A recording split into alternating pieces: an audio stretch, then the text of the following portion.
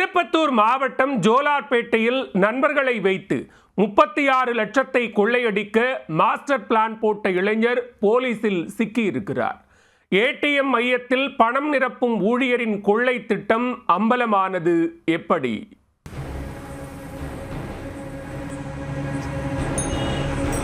திருப்பத்தூர் மாவட்டம் ஜோலார்பேட்டை அடுத்த கருப்பனூர் PKP நகரை சேர்ந்தவர் 29 வயதான சரண்ராஜ். ஏடிஎம்மில் பணம் நிரப்பக்கூடிய நிறுவனத்தில் சரண்ராஜ் வேலை செய்து வந்தார்.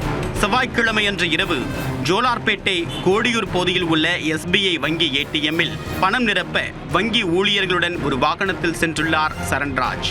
வாகனத்தை ஏடிஎம் மையம் முன்பாக நிறுத்திவிட்டு அதில் இருந்து 36 லட்சம் ரூபாய் பணத்தை எடுத்துக்கொண்டு ஏடிஎம் மையத்திற்குள் சரண்ராஜ் நடந்து சென்றுள்ளார். அப்போது முகமுடி அணிந்து கொண்டு திடீர் என்று வந்த 2 பேர் சரண்ராஜை தாக்கி மிரட்டி அவரிடமிருந்த பணப்பெட்டியை பறித்து சென்றனர்.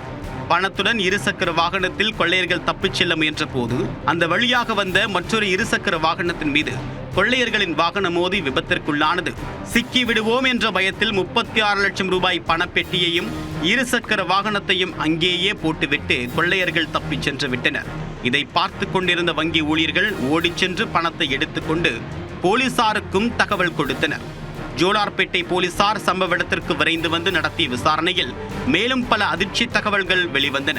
பணம் கொள்ளையடிக்கப்பட்டது எப்படி, வாகனத்திலிருந்து பணத்தை எடுத்துக்கொண்டு சென்றது யார் என்று சம்பவ இடத்தில் இருந்த ஊழியர்களிடம் தீவிர விசாரணை மேற்கொண்டனர். அப்போது சரண்ராஜின் பேச்சில் சந்தேகமடைந்து அவரிடம் தனியாக விசாரணை நடத்திய போது கொள்ளையடிக்க திட்டம் போட்டு கொடுத்ததே அவர்தான் என்ற அதிர்ச்சி தகவல் தெரிய வந்தது. தினமும் பல லட்சம் ரூபாய் பணம் ஏடிஎம் மையத்தில் வைப்பதை பார்த்த சரண்ராஜ் அவற்றை கொள்ளையடிக்க திட்டம் போட்டிருக்கிறார்.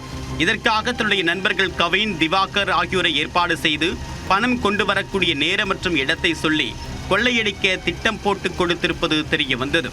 ஆனால் கொள்ளையடித்துவிட்டு வேகமாக சென்ற கவின், திவாகரின் இருசக்கர வாகனம் விபத்தில் சிக்கியதால் சரண்ராஜின் மொத்த திட்டமும் அம்பலமாகியிருக்கிறது.